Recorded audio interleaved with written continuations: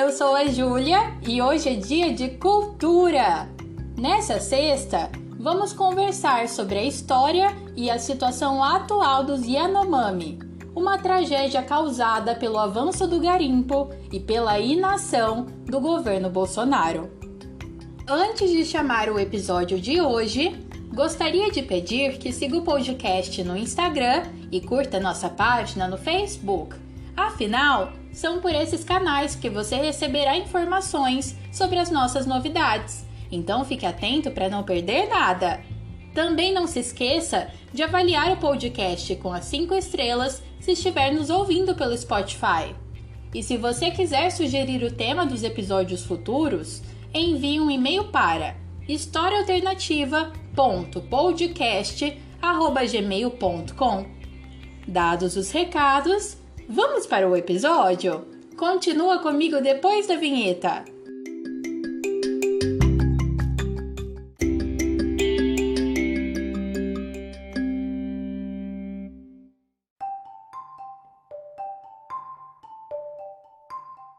No Brasil dos dias de hoje, a maior terra indígena pertence aos Yanomami, um povo que habita a região da fronteira entre Brasil e Venezuela, no norte da floresta amazônica. No território brasileiro, os Yanomami são em 26 mil pessoas, que se distribuem em 8 comunidades. Suas comunidades vivem isoladas das populações não indígenas, e seus povos se organizam em casas comunitárias ou em aldeias autônomas, onde as decisões são tomadas conjuntamente e as tarefas como a caça e a agricultura são divididas entre todos. Foi na metade do século XX que os Yanomamis mais tiveram contato com os povos não indígenas, a partir da ação de interessados na exploração dos recursos naturais da região, e que trouxeram uma série de impactos negativos e perigos aos povos Yanomami. Nos últimos dias, certamente você ouviu falar sobre essa tribo indígena, e infelizmente, não foi por um bom motivo. O avanço do extrativismo e da agropecuária para a região norte brasileira tem trazido muitos problemas grandes para esse povo. Isso vem acontecendo gradualmente, mas com a falta de ações por parte do último governo, a situação tomou uma proporção catastrófica.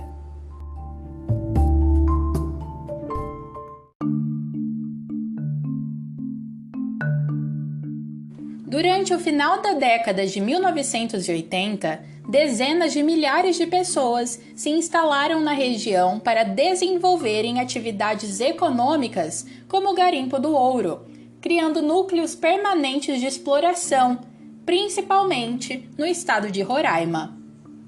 A partir disso, questões como o crescimento da população não indígena nas áreas próximas das terras Yanomamis e a intensificação das atividades de garimpo, agropecuária e caça e pesca ilegal têm impactado diretamente no modo de vida das comunidades indígenas. A violência cresceu na medida em que as disputas das terras indígenas foram se agravando. Novas doenças até então desconhecidas pelos Yanomami surgiram, suas águas e solo foram contaminados e o desmatamento passou a ser rotineiro.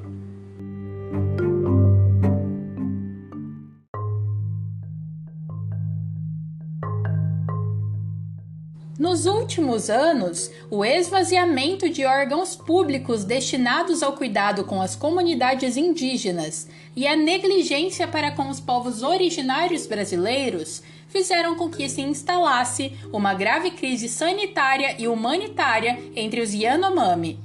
Foram registradas centenas de mortes de crianças por desnutrição severa, além de sintomas de doenças tratáveis, como diarreia e pneumonia.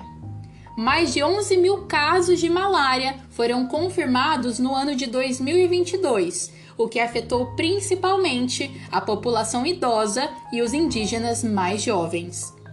A gravidade da situação fez com que, em janeiro de 2023, o governo brasileiro decretasse emergência em saúde pública. Apesar das doenças e das mortes evitáveis, a ida de profissionais da saúde às aldeias Yanomami foi bloqueada por garimpeiros nos últimos anos, que assumiram o controle de polos de saúde e de pistas de pouso. Nas pistas de pouso que ainda podiam ser usadas pelos profissionais de saúde, nem sempre era possível encontrar uma aeronave do governo para fazer o transporte. Na última semana de dezembro passado, 4 crianças Yanomami morreram sem poderem ser socorridas, pois o helicóptero de resgate estava quebrado. Em vista da tragédia na região, o governo federal declarou emergência em saúde pública de importância nacional na terra indígena Yanomami. A última vez que o Brasil declarou uma emergência do tipo foi em 2020, por causa da pandemia do coronavírus. O atual presidente do Brasil, Luiz Inácio Lula da Silva, e ministros estiveram em Boa Vista para anunciar as ações federais de socorro ao povo Yanomami.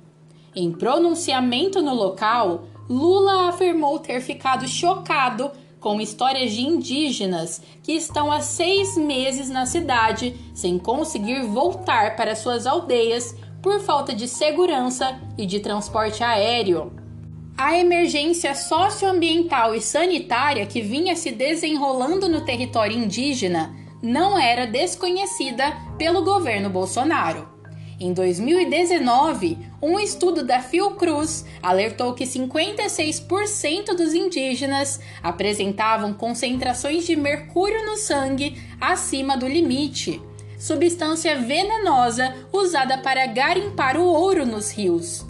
No ano seguinte, outro relatório da Fiocruz apontou que 8 em cada 10 crianças menores de 5 anos tinham desnutrição crônica. Abre aspas.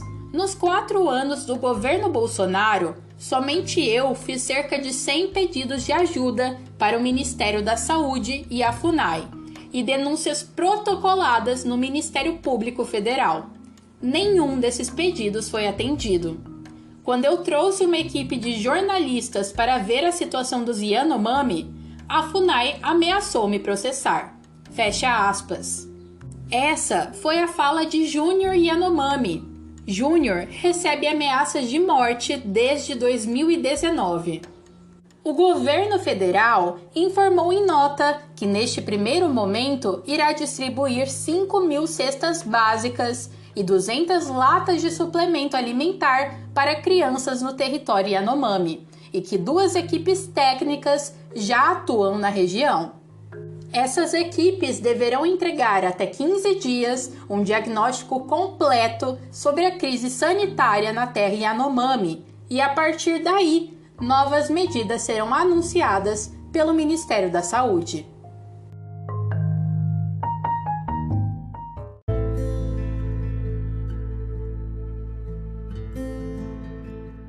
O História Alternativa apoia toda e qualquer ação que tenha como objetivo salvar vidas. Saiba como ajudar as comunidades Yanomami em www.acãodacidadania.org.br/SOS-Yanomami.